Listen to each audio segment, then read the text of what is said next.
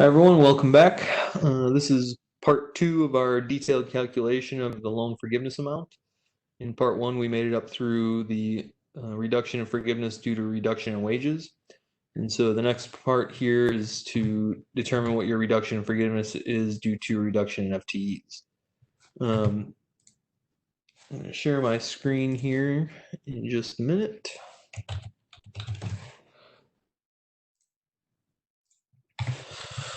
And so where we left off was step 10 here, and so we are now on step 11. And like I said, the next step is to determine what your average FTEs are for the reference periods.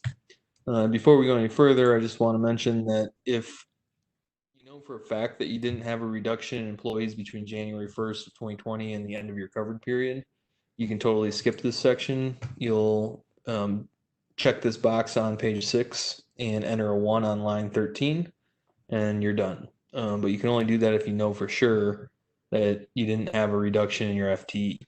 And so that may be the case for some of you, it may not, but it's going to save you quite a bit of work if you can make that assessment without going through the actual calculations. So let's jump right into the calculations. Again, I've done a little bit of pre-work here just to lay out the spreadsheet that we'll be using and just make this flow a little more cleanly. And so the first step in 11 days to calculate the FTE for, jump back to the instructions, for you really want to do it for all of the reference periods, because that way, that's really the only way to figure out which period has the lowest FTE, which is what you want. And so your reference periods are February 15th of 19 to June 30th of 19, January 1st of 20 to February 29th of 20. And then if you're seasonal, you can do any 12 weeks from May 1st of 19 to September 15th of 19. We don't really know what seasonal employees are defined as yet, but it is something that we're expecting some clarification on from the SBA. So let's jump back here. This is going to be a pretty similar exercise to everything that we did in part 1. And so the first step here is to filter for February 15th through this. February 15th through June 30th. And I added these totals down here. This is just a little formula. Again, I don't want this to be an Excel tutorial, but this is a pretty handy, handy formula where if you do the subtotal, you can get the totals of just what's being shown in the list. And so that formula is subtotal, and then there's a corresponding number. So if you wanted the average, you'd do 1. If you wanted the sum, you'd do 9. So that's what I have here. And so this just is an easy way for me to total these up and take a look at them without highlighting them all like I was doing in part 1. And so you'll see that the average hours worked here is 16.21 for employee 3. Employee 1 and 2 were not paid during this period, so employee 3 is 0.41.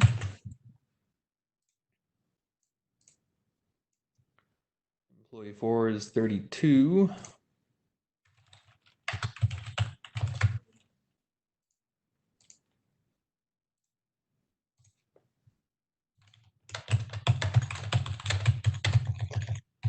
Sorry, just need to change my formatting here. There we go. Employee 7 is 23.13.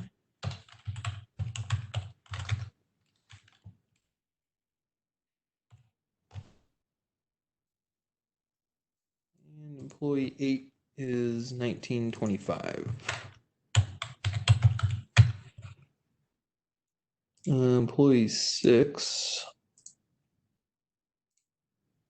Employee 6 and employee 5 are the two salaried, so we know that they are each 1 FTE. And so that gives us a total of,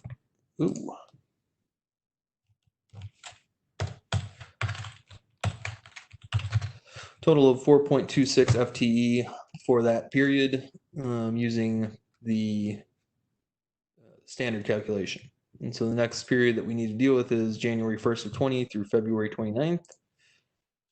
I'm going to come back here and clear my data.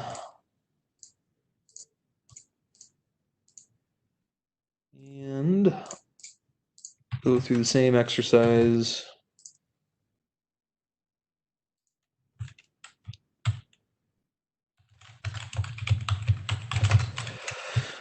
And I've already done this for all of our employees, so I'm not going to waste your time going through doing that for everybody.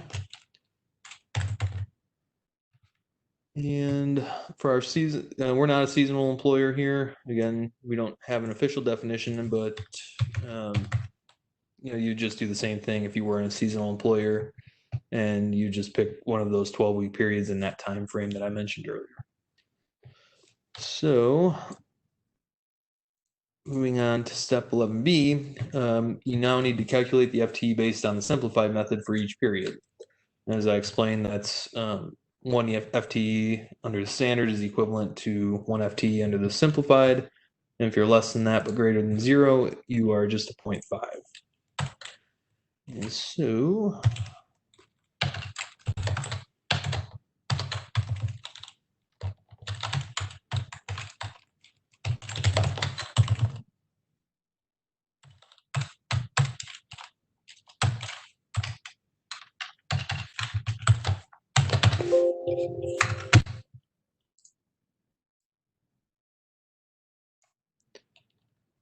all I did there was just write a quick formula that does exactly what I just described with regard to the FTEs and simplified. And so what you end up with is the lowest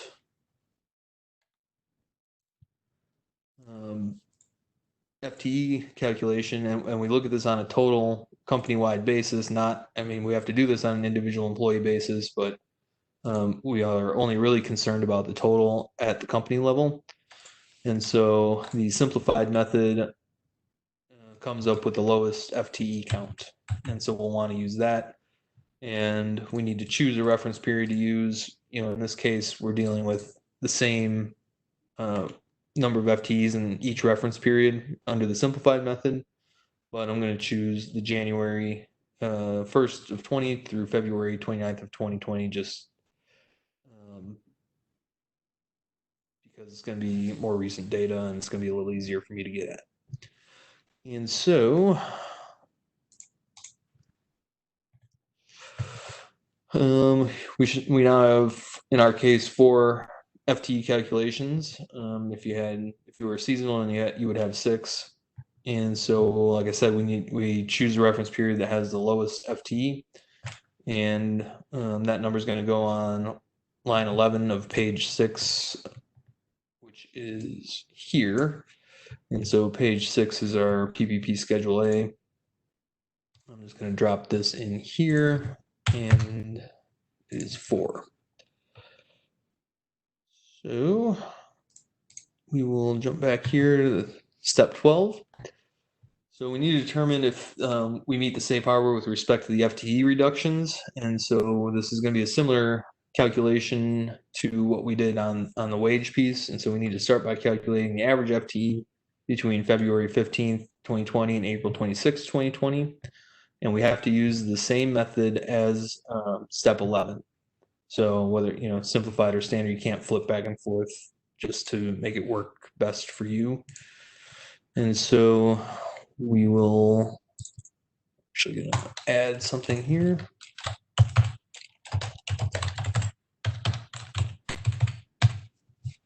And so let's see. Clear my filters.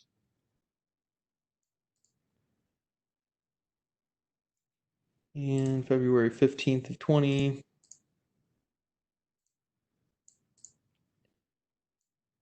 To April 26th.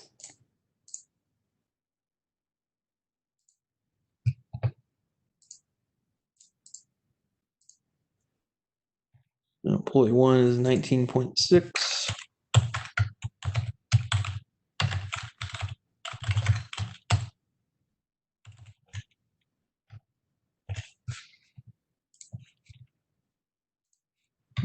And yeah, I did this for all of these employees as well, so I'm just going to drop these in.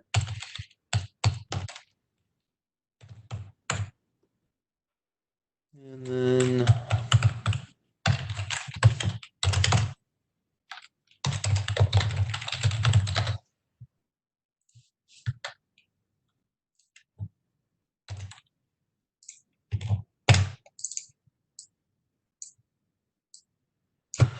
what I did there was just copied over my formula. And so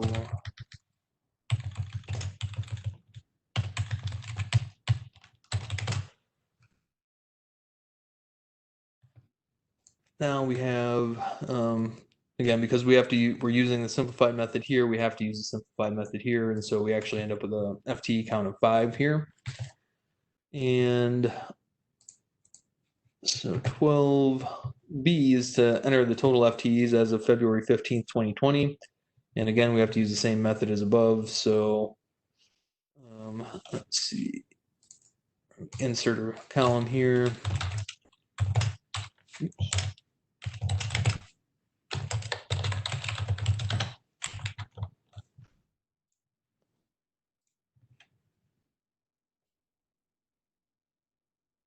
And again, I already went through this and figured out what the FTs were here. So I'm going to just drop those in. And I don't think it makes sense to just keep doing the same exercise over and over. I think you guys get that by now. And so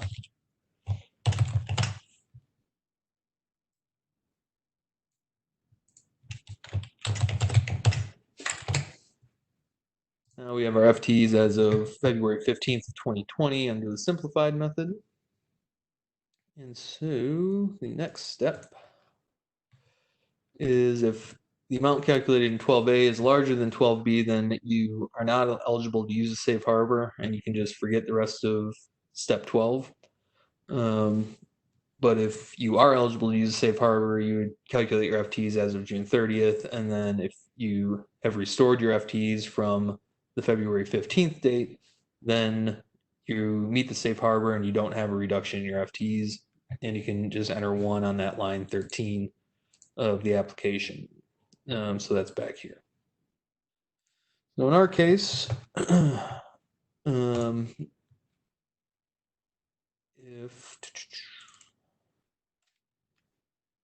we need to see if 12A is larger than 12B. And if it is, let's see, if 12A is greater than 12B, the safe harbor is not applicable. So in our case, are we eligible to use the safe harbor? 12A is not greater than 12B, or is greater than 12B, I'm sorry. And so we're not eligible to use the safe harbor. If we were, we would figure out what the FTs were as of 6/30 and compare that to the 12/15 date. And if we've restored them, then we've met the safe harbor. So as the case may be, we are moving on to step 13, which in order to determine what our total FTs are for the FT reduction calculation, we have to determine what our FT reduction exceptions are. And so part of the IFR that was released was that you now have to, if you have employees who you laid off and you made a good faith offer to them to rehire them that was rejected, or you have any employees who were fired for cause or left voluntarily or had reduced hours voluntarily, then you don't end up with a reduction in your FTEs. And so what we would do is, look through our employees and say, okay, did any of these people meet any of that criteria? And if they did, then they would end up in table 1. So table 1 has this FTE reduction exception.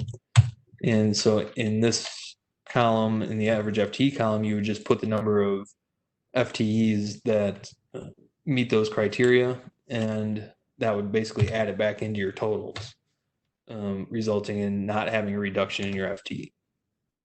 In our case, we don't have any of that, so I'm just going to enter 0 here. And so basically what we have now is all of our table 1 and table 2 data complete. And so I'm going to come back and fill all these out using the information that we calculated the other day. And so these are our covered employees. Actually, employee 6 is also a covered employee. They're just salaried.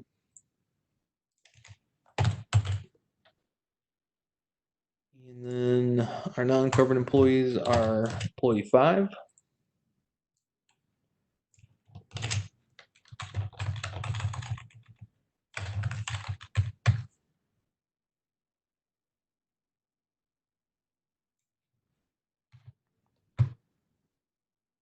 And so our covered period pay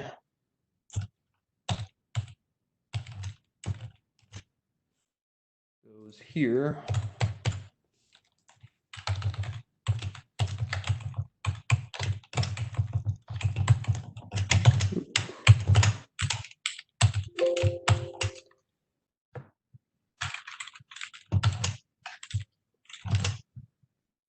Our FTEs for the covered employees will go here.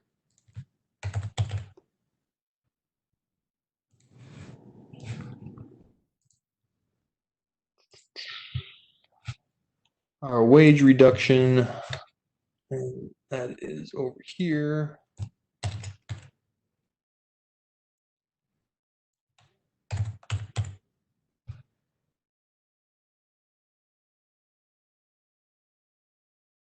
Let me just change the formatting there.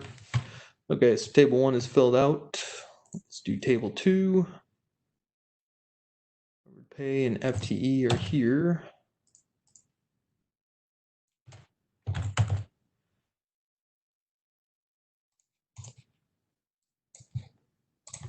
Okay, so table 1 and table 2 are complete.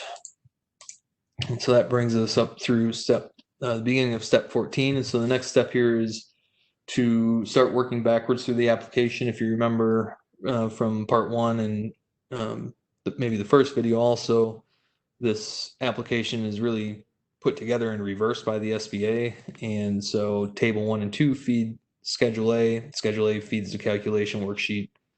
And so what we need to do is take a look at our Schedule A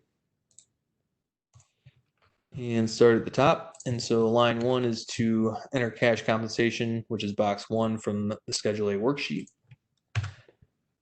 And let me just jump back to the actual application here.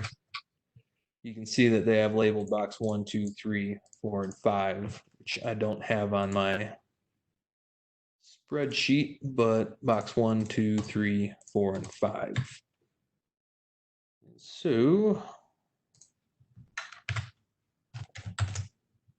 box 1, 2, line 2 is the box 2 from Schedule A worksheet. Line 3 is box 3.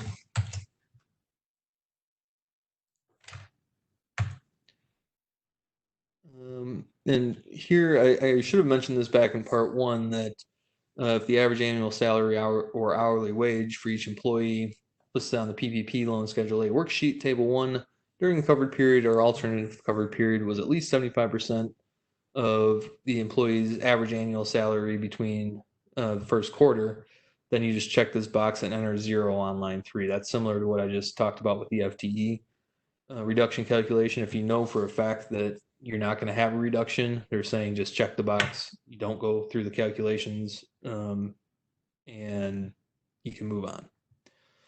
Line 4 here comes from box 4.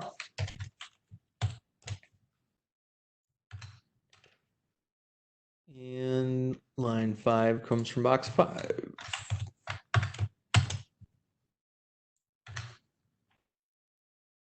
Then this is the non-cash compensation paid during the covered period section.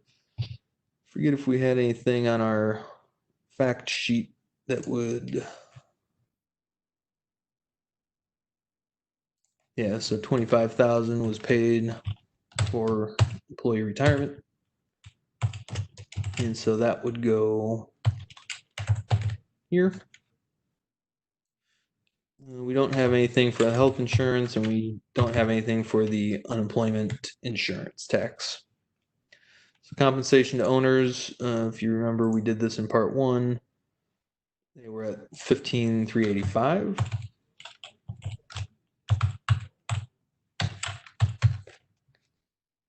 And so the total payroll costs then are the sum total of line 1 plus line 4 plus line 6 plus line 7 plus line 8 and line 9. So we have $60,729 of payroll costs. So let's jump back here. We are up through 14D here. So that's what I just did. Now line 11 will be the amount from step 11C, which is the FTE calculations for the reference period. So we have that already. We filled that out when we did that calculation. So the total FTEs here is going to be lines 2 and 5.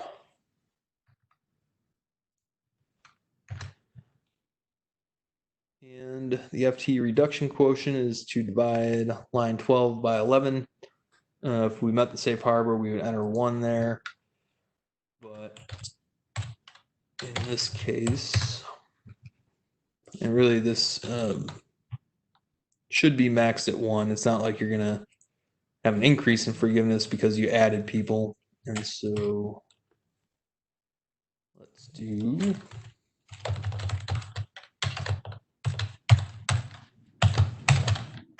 that.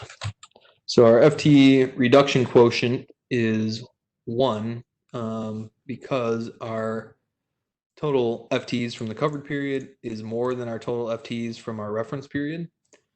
If, let's, for example, say that these were flip-flopped and this was 4.23 and this was 4, we would have a 0.94 FTE quotient, which means that essentially we would have a 6% reduction in our forgiveness amount. And so for us, that's not going to come into play, but just so you're aware, that's how that works.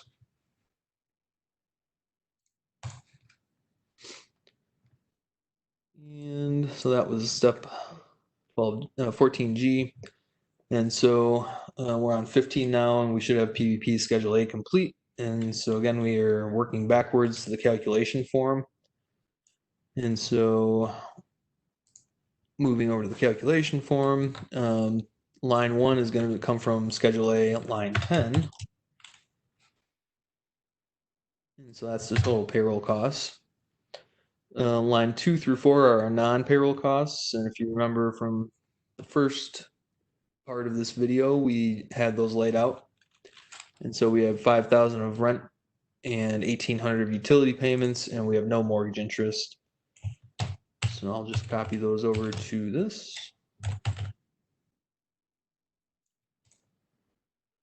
And then line 5 here comes from PPP Schedule A, line 3. Oops.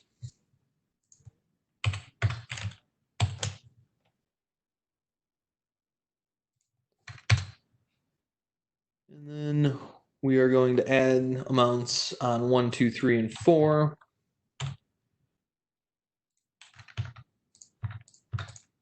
And subtract the amount on line 5. This is the FT reduction quotient, so we would enter the number from PPP Schedule A, line 13, which is down here. And so our potential forgiveness amounts are either line 8, 9, or 10. And so line 8 is line 6 times line 7, which since our quotient is 1, there is no change there. So the PPP loan amount, which if you remember from previous video, was 100,000.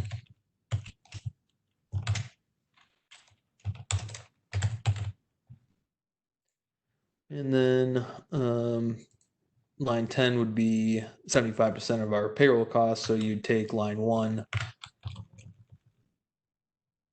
and divide it by 0.75.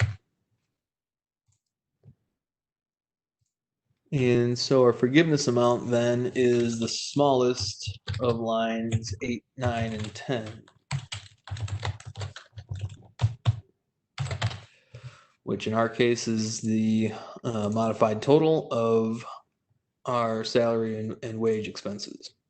And so this is our total payroll cost minus our reduction. And the reason that that is the case is because we had that, well, I guess it would have been the case either way, but let me just demonstrate how this FTE reduction quotient would work. I mentioned if we had flip-flopped these, let's see here, our reduction or forgiveness amount is 64,955. If we were to flip-flop these, this amount becomes 94. We end up with a smaller forgiveness amount. And so I just want to demonstrate that that's how that works.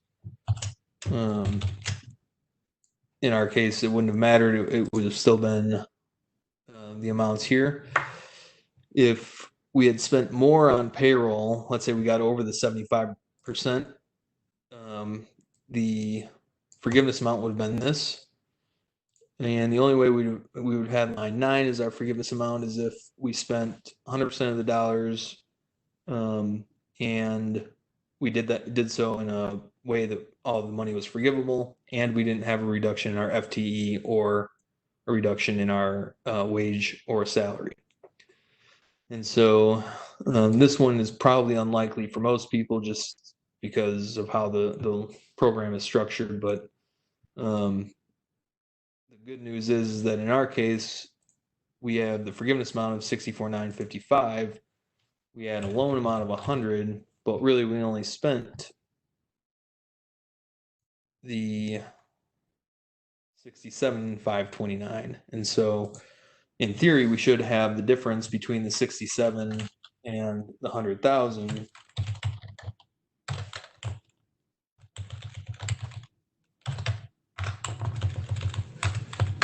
So we should have 32,000 sitting in our bank account. We had 64,000 forgiven, and so we owe 35, and we have 32 sitting in our bank from the funds that we didn't spend. So we could really pay that right back to the SBA, and then we're really left with this 2,500 that would be out-of-pocket expense that has to get paid back. Again, that's in theory. It's not necessarily how it's going to work out for everybody, but just as a demonstration, that's what this set of facts resulted in. The other thing that I think I need to mention here is that we had this 8,000 EIDL advance, which, as you'll have noticed, and as I mentioned in video 1 or part 1, the that's not part of this forgiveness calculation anywhere. And what the SBA has said is that they're going to reduce the amount that you end up with on line 11 here by whatever you have received as an EIDL grant. So in our case, that's 8,000, and so our actual forgiveness amount is really 56,955. I really can't figure out why they wouldn't have just included this as a line in the calculation for forgiveness, but they didn't. And so just be aware that if you receive the EIDL grant, that is going to reduce the amount that you end up having forgiven further from what you have on line 11 here. So that kind of wraps up the, I guess, the last items here. So step 16 is to fill out the top section of the calculation form. And if you remember from the first video we did, that's all just kind of the admin stuff. It's your loan numbers, your loan amount.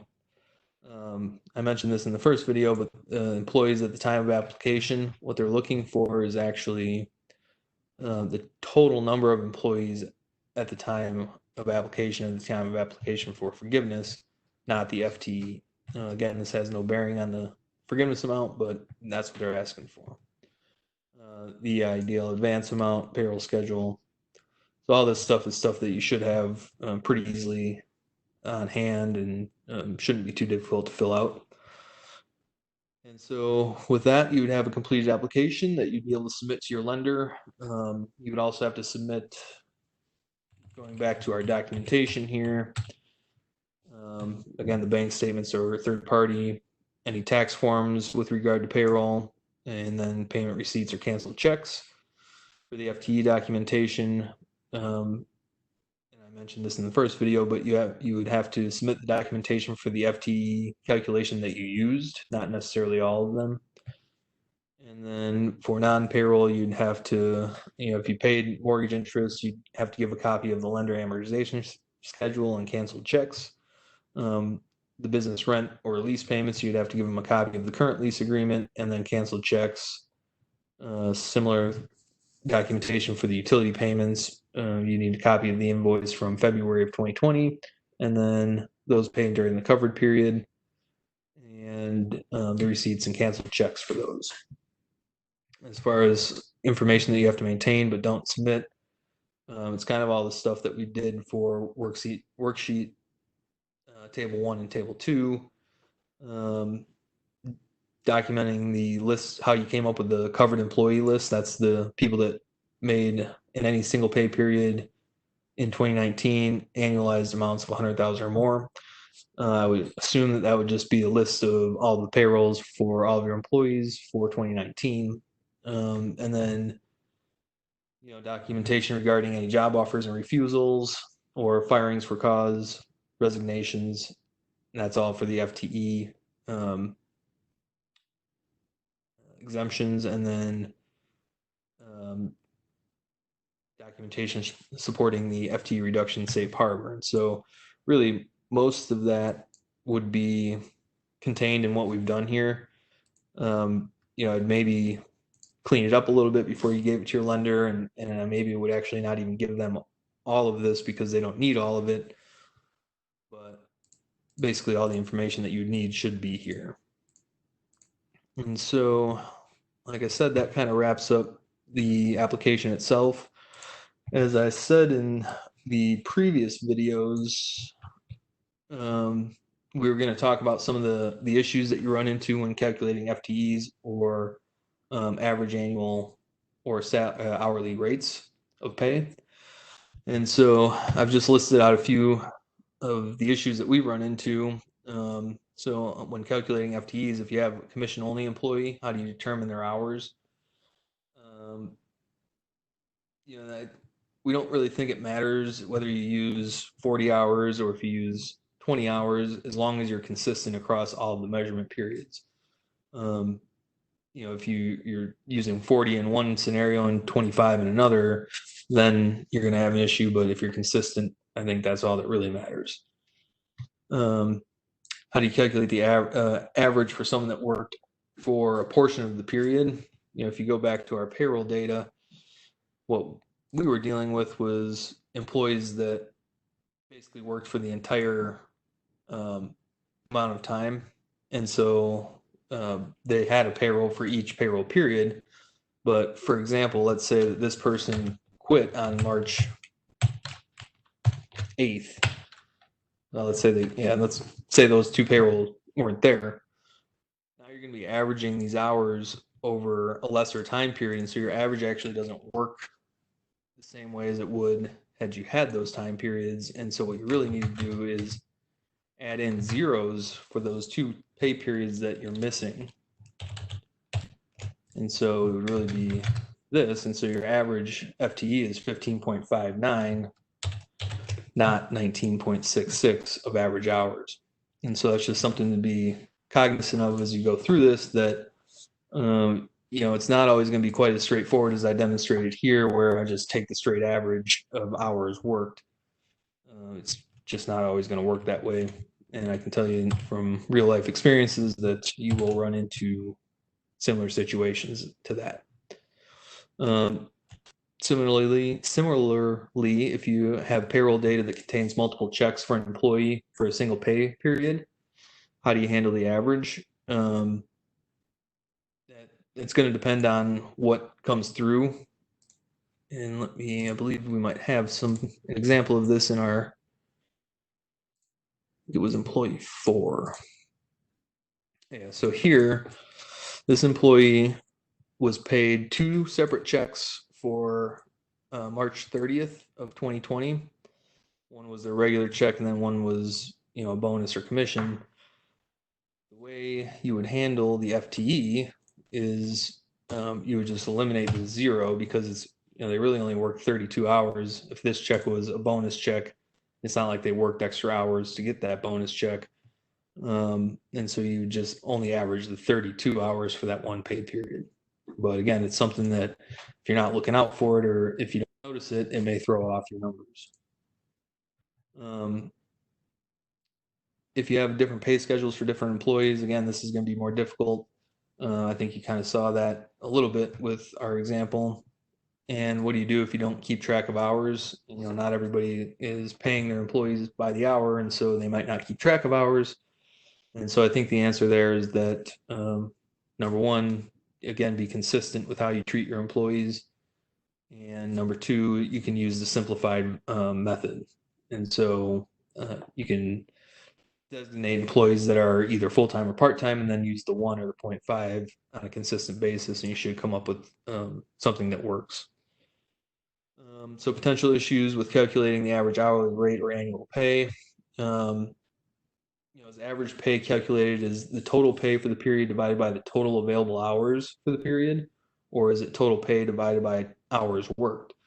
If you were to take somebody's pay for a period and divide it by, let's say they only worked for half the period, and there was a total of 480 hours in the period, do you divide it by 480 or do you divide it by 240? We think the answer is you divide it by 240 because that's going to give you more of an exact amount of rate of pay, as opposed to if you were to divide it by the entire amount of the period, you're going to end up with a lower rate of pay than what they were actually earning. If an employee was bonused in the period, is in the period that you're calculating, is that included in the average? I don't really have an answer for this one. It seems a little unfair that if someone was, and B and D kind of go together. D is how do you handle people who worked overtime and were paid time and a half or double time? Both situations result in a higher amount of pay for the period. And so on the face of it, if you were just take their pay and divide it by the hours worked, their rate of pay is going to be higher. And so it would be easier to have, let's say in the reference period, you had people that were bonused, but then in the covered period, they weren't bonused, then you're going to have a reduction in their pay, even though they may not have had a reduction in the actual rate of pay. The bonus and the overtime work a little bit differently in that respect, because overtime you actually do have an increased rate of pay. You're getting paid time and a half or double time, whatever it is. But the bonus, isn't necessarily based on hours or rate of pay, so it may just be something that you have to deal with on a case-by-case basis.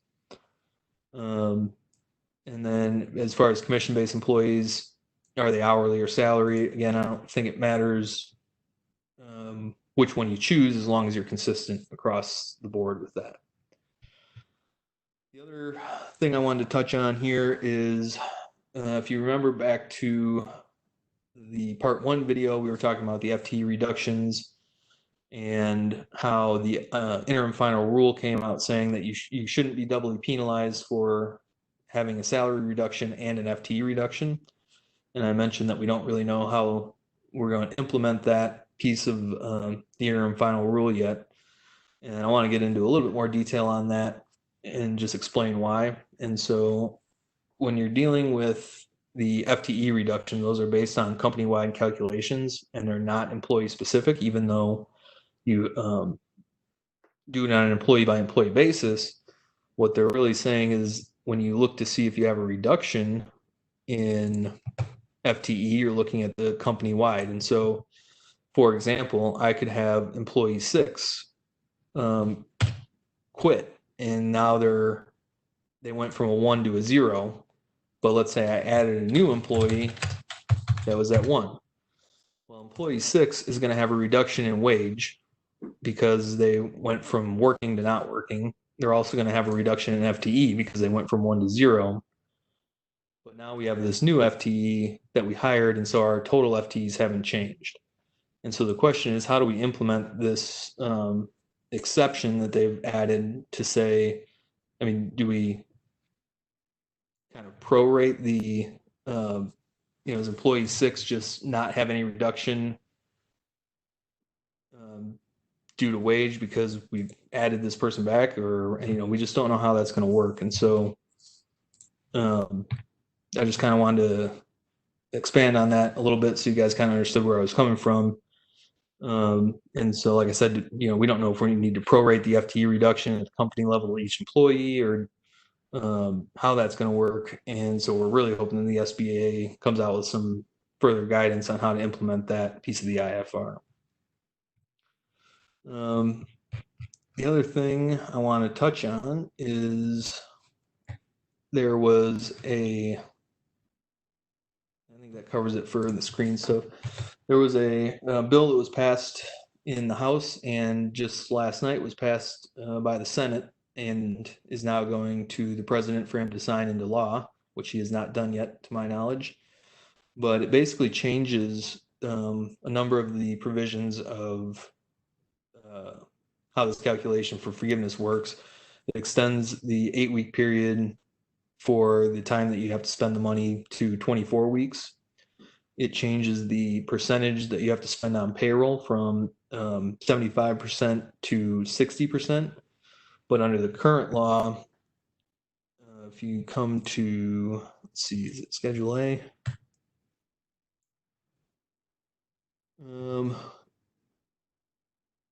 So line 10 here, where you take the payroll costs and divide by 0.75, that is the reason you're doing that is because the maximum amount you can have, even if you spent more than 25% of your funds on non-payroll, you can still have an amount forgiven. The way that the new bill is written, if it gets signed into law, you're going to have to spend 60% of your total loan amount. So you'd have to spend, in this case, $60,000 on payroll. You can't spend less than that. And so I don't think that's going to be an issue for most people, but it's just something to be aware of. And what the other piece of that bill was that they added something with regard to the FTE reduction that says if you're unable to rehire the employees or somebody that's equivalent, then you're not going to end up with a reduction. And so the exact wording of that, let's see here. Bear with me while I pull up.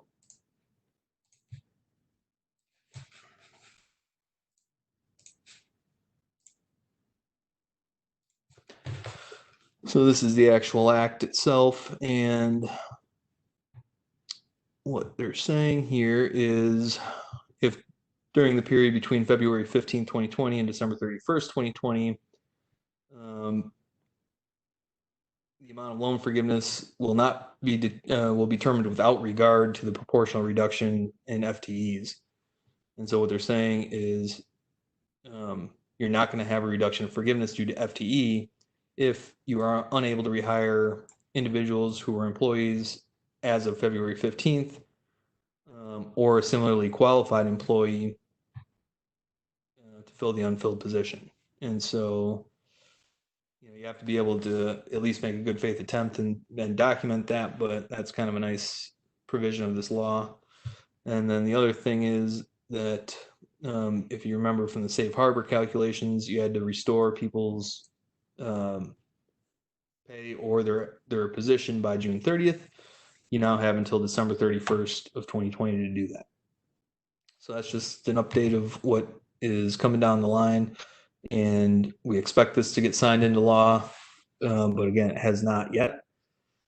And then the one other piece that we think you should be aware of is that the American Bankers Association, the ABA, is pushing pretty hard to have Congress say that any loan amounts under 150,000 are automatically forgiven 100%.